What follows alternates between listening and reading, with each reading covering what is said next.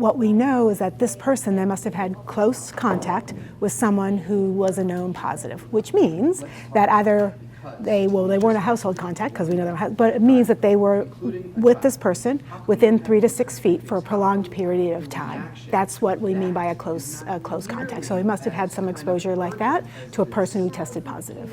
We do want to do more testing. We think there may be people that we haven't tested that should have tested. Right now, because of the limits in our supply, we're trying to prioritize the testing for those people who might be at the highest risk. But we want to do more testing, and we want to be able to have the supplies so that we can do more testing. But we have had 10 negative tests, I believe, and then these 2 presumptive positives. And we are testing, but again, that number is changing all the time, so it's not a very accurate number. But we will be, of course, continuing to report out the number of positives. And then, and right now we have the number of how many negatives because we've run them through the state lab, but as our commercial labs and private labs are testing, they're not going to be telling us the negatives, they're only going to be telling us the positives. We know that it's scary. We know this is a new thing. We know that we're learning more and more every day, and that's a really anxiety-provoking thing for people. But we want to say be prepared, but don't panic.